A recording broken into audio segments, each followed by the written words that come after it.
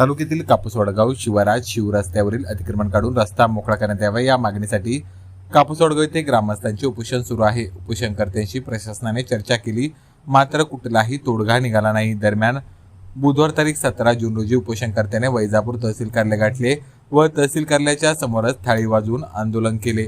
रस्त्याच्या प्रकरणावरून काल तहसील कार्यालयात तहसीलदारांच्या दालनातच राडा बघायला मिळाला होता। दरम्यान त्या राड्याला 24 तास उलटत नाही, तोच पुन्हा रस्त्याच्या मागणीसाठी शेतकऱ्यांकडून थाळी वाजवून आंदोलन करण्यात आले। यामुळे खरंच महसूल प्रशासन रस्त्याच्या प्रकरणात दुर्लक्ष करते की काय, असा प्रश्न सध्या उपस्थित होत आहे।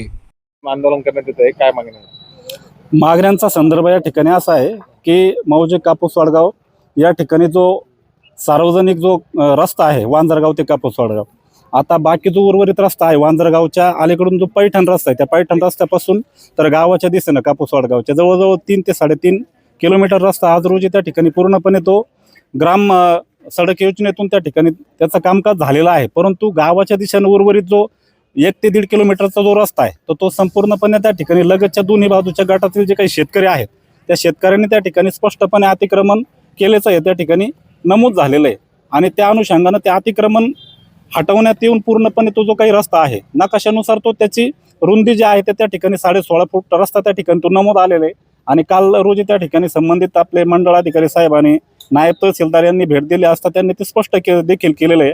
आणि त्या पंचनाम्यामध्ये सुद्धा त्यांनी त्या ठिकाणी स्पष्ट उल्लेख केलेला आहे की संबंधित दोन्ही साईडच्या शेतकऱ्यांनी या ठिकाणी जे अतिक्रमण आहे साईडने दगड आणि जे याला आपण कांडी गवत म्हणतो ते कांडी गवत लागवड करून तो रस्ता फक्त त्या ठिकाणी 7 फूट आज रोजी वहिवाटासाठी शिल्लक राहिलेला आहे। आणि त्याच शाळेवर संपूर्णपणे जवळजवळ 45% शेतकरी जे आहेत आणि असणारे जे काही पहिले ते 5वी पर्यंत जिल्हा परिषद जी शाळा आहे आणि आदिवासी वस्ती आहे ती संपूर्णपणे त्या रस्त्यावरती अवलंबून।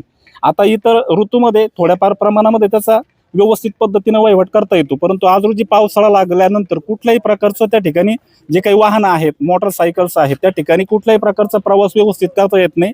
आणि म्हणून मग हा रस्ता जो आहे तर लोकांच्या सहभागातून लोकवर्गणीतून त्या ठिकाणी स्वतः शेतकऱ्यांनी ही मुरुम खडीकरण करण्याचं जे काही आहे तर त्या ठिकाणी तयारी दर्शवलेली आहे। परंतु आज रोजी शेजारचे जे शेतकरी आहेत ते शेतकरी त्या ठिकाणी कुठल्याही प्रकारचं मुरुम टाकून देण्याला त्या ठिकाणी ते विरोध करतायत, त्याच पद्धतीनं खडीकरणाला विरोध आहे। आणि आज रोजी त्या ठिकाणचं जे अतिक्रमण आहे त्या अतिक्रमणाला सुद्धा त्या ठिकाणी ते काढण्याला तयार नाही। त्या अनुषंगाने आम्ही त्या ठिकाणी दिनांक 11/6/2026 रोजी शासकीयरित्या त्या ठिकाणी आम्ही निवेदन दिलेलं आहे। आणि त्या ठिकाणी आमचं आज रोजी जे शेतकऱ्यांचं उपोषण आहे ते उपोषण सुद्धा आज रोजी जवळजवळ 6 ते 7 दिवस हे झालेले आहेत। आणि आज रोजी त्या उपोषणातील ज्या मागण्या आहेत जशाच्या तशा त्या ठिकाणी आज रोजी प्रलंबित आहेत। आणि म्हणून मग त्या अनुषंगानं आजचा जो काही आमचा या ठिकाणचं जो काही थाळीनाद आंदोलन जे आहे ते आम्ही आज रोजी माननीय तहसीलदार साहेबांच्या निदर्शनास आणून त्याने या ठिकाणी प्रत्यक्ष आमचा जो काही महिला माता भगिनी जे आहेत आणि पुरुष शेतकरी वर्ग जे आहे यांना आम्ही घेऊन या ठिकाणी उपस्थित झालेलो आहे। आज उपोषणाचा कितवा दिवस आहे? आज उपोषणाचा 7वा दिवस त्या ठिकाणी उजळलेला आहे। उपोषण सुरू आहे का? हो, उपोषण सुरू आहे त्या ठिकाणी। उपोषण सुरू असताना आंदोलन करण्याची वेळ का आली?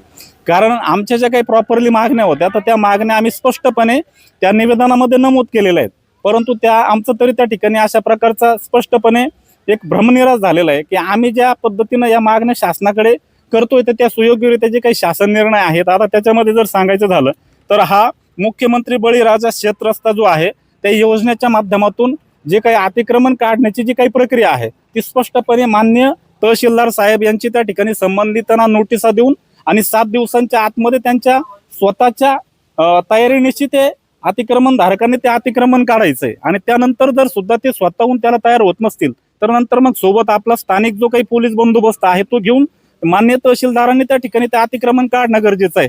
म्हणजे आज रोजी या ठिकाणी असा आम्हाला अनुभव आलेला आहे, रस्ता शासकीय आहे, ती जबाबदारी जी आहे ती स्वतःहून त्यामध्ये निर्णय घेण्याची शासनाची आहे, परंतु शासनाची भूमिका आम्हाला या ठिकाणी आज बजावण्याची वेळ आलेली आहे। यापेक्षा दुर्दैव आमचं हे शेतकरी वर्गाचं हे असू शकत नाही, असं आमचं या ठिकाणी आम्ही खेद व्यक्त करतो।